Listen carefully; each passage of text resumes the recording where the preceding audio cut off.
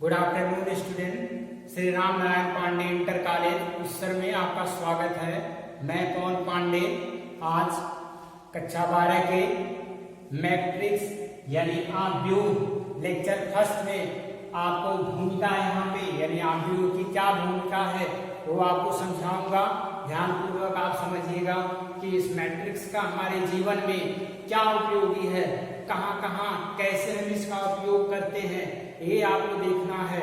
तो मैथ में आपका इंटरेस्ट बढ़ेगा। यदि आपको भूमिका समझ में आएगी तभी आप मैथ आगे चल के अच्छे तरीके से लगा पाएंगे। तो ध्यान दीजिए, आपका जो मैट्रिक्स है यानी जो ये आपका क्या है आव्यूह है, वह सब क्या है, एक सिस्टम से हम किसी भी संख्याओं को लिखते हैं। किसी भी संख्या को क्या करते हैं, एक सिस्टम से लिखते हैं। जैसे मान लीजिए क्या है, अगर जो कोई कंपनी है वो ए और बी वो सी प्रोडक्ट बनाती है। मान लीजिए ये क्या है आपका, ये यहाँ पे टीवी बना रही है, कोई क्या है आपका वॉशिंग मशीन बना रही है, और कोई क्या है फ्रिज या कूलर या क्या आप कुछ भी मान लीजिए। ये तीन प्रोडक्ट वह क्या कंपनी बना रही है, तो कंपनी क्या करेगी, इसे सेल करेगी मार्केट में। तो मार्केट में सेल करने के लिए इसे कुछ आदमियों की आवश्यकता होगी, तो वो क्या करेंगे, जैसे हमने मान लिया एक रहीम है और एक क्या है अमन है और एक क्या है अशोक है। इनको दे दिया गया कि आप इस तीनों प्रोडक्ट को ले जाइए और मार्केट में सेल करिए। इस मंथ दे दिया यानी कोई भी मंथ, यानी मान लीजिए इन्हें जुलाई में ही दे दिया गया कि आपको बेचना है। तो रहीम ने क्या कर दिया, रहीम जो है वह ए वाले प्रोडक्ट को 4 लोगों में दिया और बी वाले प्रोडक्ट को 6 लोगों में दिया और सी वाले प्रोडक्ट को क्या कर दिया 7 लोगों में दिया। तथा अमन ने क्या किया, इसको 5 लोगों में ए वाले प्रोडक्ट को दिया, बी वाले प्रोडक्ट को 8 लोगों में दिया और इसको क्या कर दिया 9 लोगों में दिया। अशोक ने क्या कर दिया 6 दिया, 4 दिया और क्या 7। ये सब इसको क्या किए हैं, सेल किए हैं। यानी ये तीनों लोग इस कंपनी के जो भी प्रोडक्ट थे उसे मार्केट में क्या किए, सेल किए। तो इसको हम एक देखिए अरेंजमेंट कर दिए हैं। इस अरेंजमेंट से द्वारा यहाँ से एक आयताकार साड़ी बनी है। अब यहाँ से अरेंजमेंट से फायदा होगा कि यदि इनसे क्या पूछा जाए कि रहीम ने कुल कितने प्रोडक्ट जो है इस मंथ में दिए हैं, तो जाहिर बात है सीधे 6 4 10 और 10 और 7 कितने हो जाएंगे 17 हो जाएंगे। यानी आप बता सकते हैं कि रहीम जो है वो 17 लोगों यानी 17 प्रोडक्ट जो है वो बेचे हैं। यानी क्या, और आपसे पूछा जाए रहीम जो है वह बी वाले प्रोडक्ट को, रहीम बी वाले प्रोडक्ट को कितने लोगों को दिया, आप यहीं से सीधे बता सकते हैं 6। यानी इससे क्या हो गया, एक सिस्टम हो गया। या डायरेक्ट सीधे देख लिए, यानी आपने सीधे पंक्ति में चले गए और बी वाले सीधे स्तंभ में चले गए, यानी रहीम के सामने आ गए और बी में देख लिए सीधे, तो आपको क्या मिल गया, यानी जो है रहीम बी वाले प्रोडक्ट को क्या कर दिया 6 लोगों को दे दिया। यहाँ से आसानी उनको मिल गई।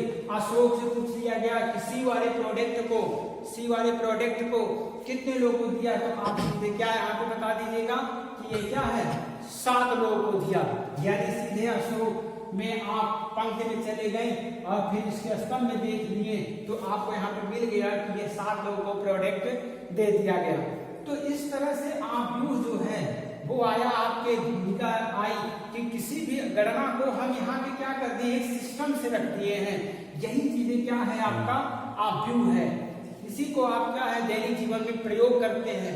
तो यहाँ पर समझिए कि आव्यूह होता क्या है, यानी आव्यूह की परिभाषा। तो आव्यूह की परिभाषा डिफिनेशन क्या दे सकते हैं, तो देखिए परिभाषा यहाँ पे देखिए, यानी परिभाषा हम कह सकते हैं यमयन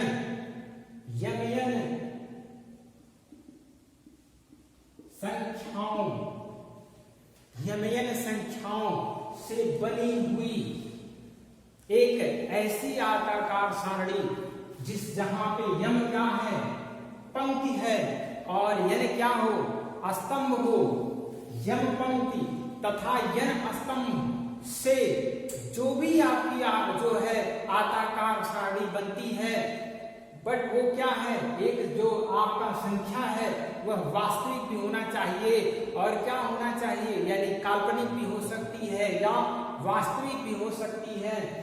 वो यम पंक्ति और यन स्तंभों के रूप में अगर जो लिख दिया जाए तो यही आपका क्या कहलाता है, डिप्रेशन में आव्यूह कहलाता है। इसको देखिए एग्जाम्पल में समझिए कैसे हम समझेंगे। जैसे यहाँ पे हम यहाँ पे लिखते क्या, A11, ध्यान दीजिए, कोई भी हम माने यहाँ पे कैपिटल A बराबर, यहाँ पे A11 है, A12 है, A13 है। इसका मतलब क्या हो गया, पहली पंक्ति पहला स्तंभ, पहली पंक्ति दूसरा स्तंभ, पहली पंक्ति तीसरा स्तंभ, A21 दूसरी पंक्ति पहला स्तंभ, दूसरी पंक्ति दूसरा स्तंभ, फिर A23। इस तरह से हम क्या ऐसे लिखते हैं, दूसरी पंक्ति तीसरा स्तंभ, A31 A32 और A33। इस तरीके से हम इसको लिख दिए हैं। तो ये क्या हो गया है, एक सिस्टम वाइज हो गया है, जिसमें हम इसको क्या कहते हैं, रो बोलते हैं, रो, और रो को हम बोलते हैं हिंदी में क्या, पंक्ति। जिसको हम, ये पहला का जो पंक्ति है इसको हम बोलेंगे क्या, R1 बोलेंगे। ये पहली पंक्ति है तो इसको हम क्या बोलेंगे, R1 कहेंगे। और ये क्या है, आपकी दूसरी पंक्ति है, इसको हम क्या कहेंगे, R2 कहेंगे। इसको हम क्या कहेंगे, R3 कहेंगे। इस तरह से आपका R1 R2 और क्या R3, ये आपकी क्या हो गई, पंक्ति हो गई। और इस तरीके से इसको हम क्या कहेंगे, स्तंभ कहेंगे। स्तंभ मतलब C1 हो गया, और ये क्या हो गया, C2 हो गया, और ये क्या हो गया, C3 हो गया, यानी कॉलम जिसे बोला जाता है। तो इस तरीके से हम क्या कह सकते हैं परिभाषा में, यानी किसी भी संख्या, संख्या मतलब वास्तविक भी हो सकता है और काल्पनिक भी हो सकता है। यानी यहाँ पे क्या, कोई संख्या हम यहाँ पे मान लें, इसका क्रम देखिए 1 2 3 1 2 3, तो 3 क्रॉस 3 का क्रम आप लोग लिख दीजिएगा। तो ध्यान दीजिए, किसी भी संख्या को यम पंक्ति, परिभाषा में ध्यान देंगे, देखिएगा, किसी भी संख्या को यम पंक्ति तथा यन स्तंभ में लिखना ही क्या कहलाता है, आव्यूह कहलाता है। किसी भी संख्या को यम पंक्ति तथा यन जो है स्तंभों में लिखना, तो यम पंक्ति तथा यन स्तंभों में लिखेंगे। एक आयताकार सारणी के रूप में हमको लिखना है, और उस आयताकार सारणी के रूप में हम इसे लिख दिए, ये हमारा क्या तैयार हो जाएगा, एक आव्यूह तैयार हो जाएगा। जैसे सपोज डेटा पर यहाँ पे 1 2 3 4 5 6, ये चीज हमने इसे जो है एक बड़े ब्रैकेट में बंद कर दिया, और यहाँ पे इसमें देखें तो ये पहली पंक्ति, और ये क्या हो गया, दूसरी पंक्ति, ये क्या हो गया, पहला दूसरा तीसरा, 3 स्तंभ हो गए, तो 2 क्रॉस 3।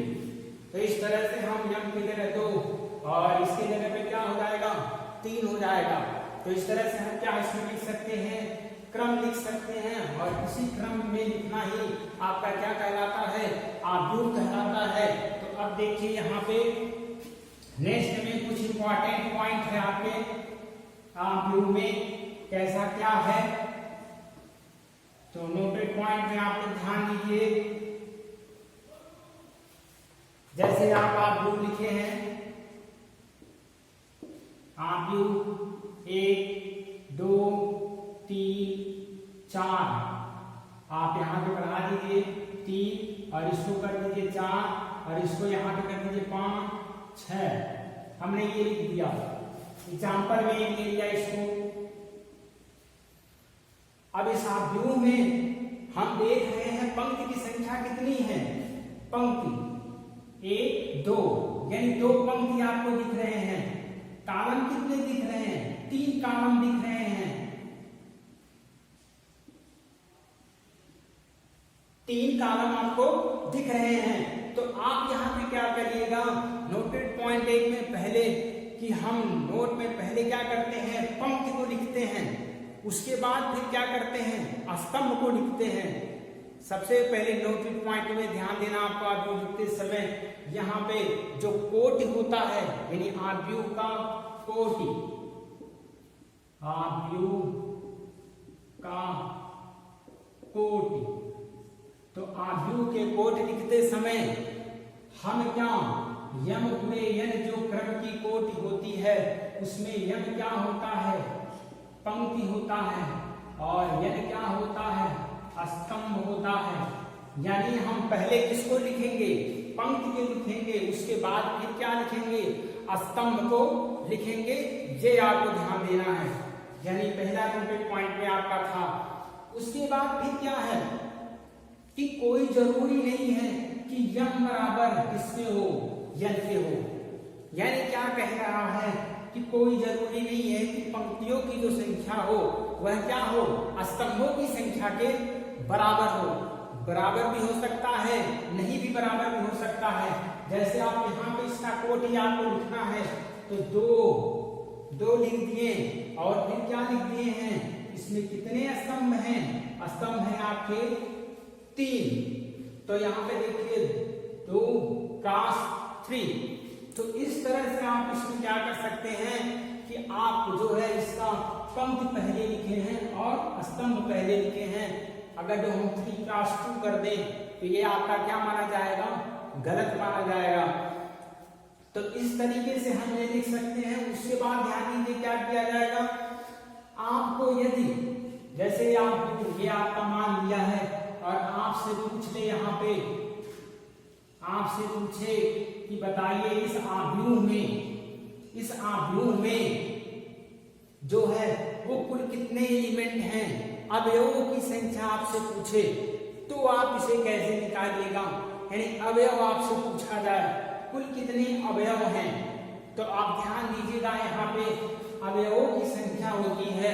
कैसे निकाला जाता है, जैसे एक कमरे में कोई भी लड़के बैठे हैं, एक पंक्ति में बैठे हैं, डेस्क लगा है, तो एक पंक्ति में यदि वह 5 लड़के हैं बैठे हैं, तो ऐसे करके अगर जो 10 पंक्ति हैं तो सीधे आप 10 50 कर देते हैं और बताते हैं कि कुल जो है बच्चों की संख्या कितनी हो जाएगी, 50 है। तो यहाँ पे आप लोगों ने क्या किया है कि जो है गिनती नहीं किया है, यानी आप लोगों ने सीधे गुणा करके मान बता दिया है। इसी तरीके से यहाँ पे होता है क्या कि हम गुणा से ही क्या करते हैं, यानी आव्यूहों के कोटि से ही हम सीधे डायरेक्ट आव्यूहों की संख्या निकाल देते हैं। जैसे आपसे यहाँ से पूछा जाए कि क्या है, बताइए कि तो कुल आव्यूहों की संख्या क्या होगी, तो सीधे आप इसका मल्टीपल कर दीजिए, यानी कितना आ जाएगा, 6 आ जाएगा। इस तरह से आपका ये सामान निकल जाएगा। आव्यूह की क्या हो जाएगी, जो है कोटि, कोटि कितने मिल गए, 6 हो गए। और आप एलिमेंट भी खास बता सकते हैं कौन सा एलिमेंट किस जगह पे है। आपसे पूछा जाए A11 का मान क्या है इसमें, तो A11 मतलब क्या हो जाएगी, ये पहली पंक्ति और ये क्या हो जाएगा, पहला स्तंभ। तो मान कितना मिल गया, 1। यानी यहाँ पे क्या हो गया, आपका जो वैल्यू है, जो अंक है, वो विशेष स्थिति में आप निकाल सकते हो कि आपको कि ये अंक कहाँ पे है। तो इस तरह से मान आप निकाल सकते हैं A13। क्या A13 का मान निकलेगा, पहली पंक्ति, और क्या है, देखिए पहली पंक्ति ही है, पहली पंक्ति, और प्लस कौन सा स्तंभ ले जाएंगे, तीसरा। तो पहली पंक्ति और तीसरा स्तंभ, तो क्या मिला आपको, 3 मिल गया। इस तरह से आप क्या है, आप जो भी संख्या है या अंक है उसको क्या कर सकते हैं, निकाल सकते हैं। तो ये चीजें आपका था कि आप पंक्तियों की संख्या निकालें और पहले क्या रखेंगे पंक्तियों की संख्या, उसके बाद क्या स्तंभों की संख्या, और फिर उसके बाद आप लोगों ने क्या पढ़ा, आव्यूहों की परिभाषा पढ़ा। तो इस तरीके से आपको जो भी दिक्कत हो उसे पूछिएगा, और प्लस आपको जो भी समस्या है और जो भी दिक्कतें सवाल में आएंगी उसे कमेंट बॉक्स में जरूर लिखिएगा। और प्लस यदि आपको वीडियो अच्छा लगे तो लाइक करिएगा। इस तरह से थैंक यू।